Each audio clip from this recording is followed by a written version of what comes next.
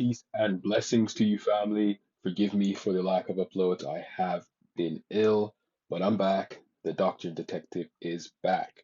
So I wanted to start this off with a quick little brain tease, a little get the brain working for what I'm trying to present to you, which is this photo, which you can read the caption below, and it's clearly showing that in this case, both of the individuals are right. But based off how you view what you're looking at, either of you could be right. Now, any of you who've been paying attention to the modern political climate may know the idea that someone can have their own truth is becoming a thing. And I'm not necessarily trying to promote that. What I'm trying to say is there are aspects of our reality where the truth is fully based upon how you view it.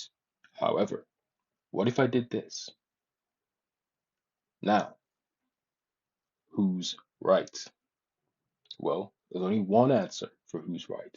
The man calling it a nine, right? If you don't know, that line underneath the digit 9 means that it's supposed to be face up with the line at the bottom of the digit, meaning it is supposed to be read as a number 9.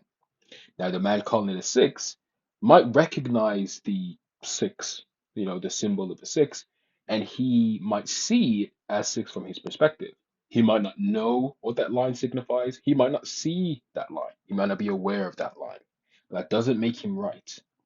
And that's important to note, family. Now, of course, this is a biblical channel, so y'all probably wondering, how is this got to do with the Bible? Well, it's to do with the fact that, of course, there's loads of people that have loads of different beliefs on the Bible. But, family, there is one straight path. And some people who have these false beliefs, they do not know certain things. The term would be called ignorant. But sometimes when we hear ignorant, we think of like the worst people in society, like, angry people and prideful people. But sometimes it's just simply you don't know those things. You haven't been taught those things. That's something I want to help people with. Let's keep it pushing. So I was watching this video, came across it, and it was talking about the concept of comprehension. And while this is definitely a decent description of comprehension, I wanted to really show you how it doesn't really correlate with the biblical protocols we should be following for comprehension. So let's read it. Comprehension is the process of constructing meaning through the dynamic interaction among the reader's existing knowledge, the information suggested by the text being read, and the context. Thus, comprehension is a dynamic and vibrant interaction that takes place while reading. It involves the previous knowledge of the reader and the information derived out of the present text and the context of the material. Now, for those of you that watch my channel where English is not your first language, thank you for the comments and for the emails. May God bless you and bless your heart. If this is a bit complex for you, don't worry, it's not completely essential for this, but it's something I wanted to point out because comprehension is a huge issue when it comes to people understanding biblical doctrine, and it's where a lot of the disagreements come from, really from misunderstanding. Now, as you see, this person is listed 1, 2, and 3, but in a biblical standpoint, an argument could be made that the order for understanding the Bible should be 2, 3, 1, right? That originally, when you're reading the Bible, you should read the text and see what the information suggested by the text being read is. Then you read it in its context being two things, right? The ancient context, which we can derive from ancient sources and surrounding uh, civilizations, but really that's a secondary form of context. The primary form of context should be how these words, topics, and phrases show up in the Bible, how they're used in their biblical context. And then lastly should be the reader's existing knowledge. And really, when it comes to understanding biblical um, context, any existing knowledge you have should come from the Bible, right? Or from, biblical texts or understanding of the biblical languages. Shouldn't really come from yourself. And that's important because, of course, we gain knowledge as we grow up. We're raised in, these societies, and these ideas are put into our head, at least into our subconscious in some cases, and it will affect the way that we will comprehend some of the text. Let's keep it pushing. So here is an example.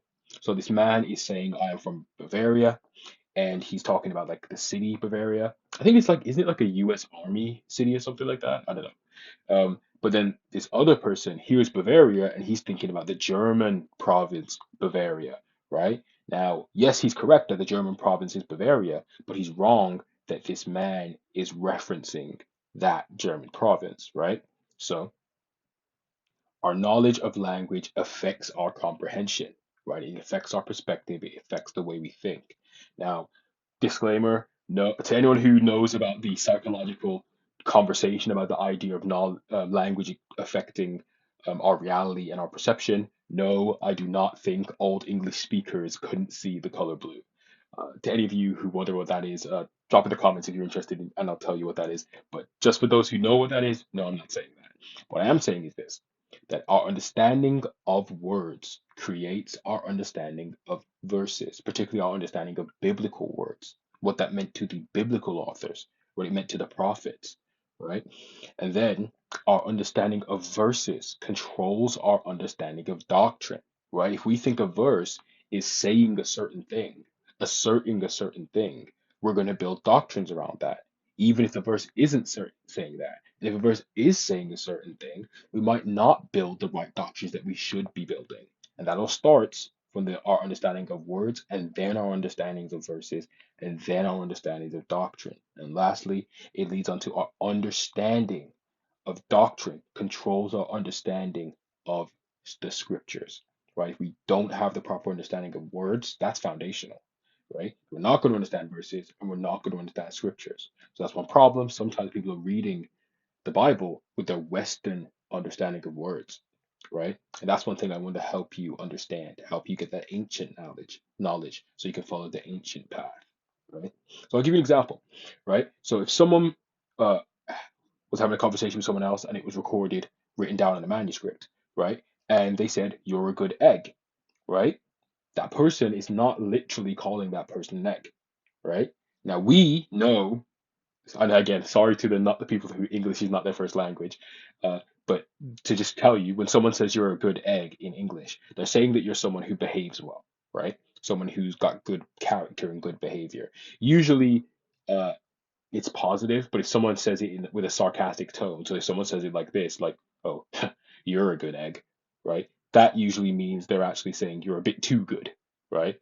Now, scripturally, there's not a concept of being too good. You can be self-righteous, where you think your goodness makes you above everyone else. That's not good. But there's not really a concept of being too good. So, if you don't understand the way people use words and phrases, you won't get the proper understanding. You don't have knowledge of it, right?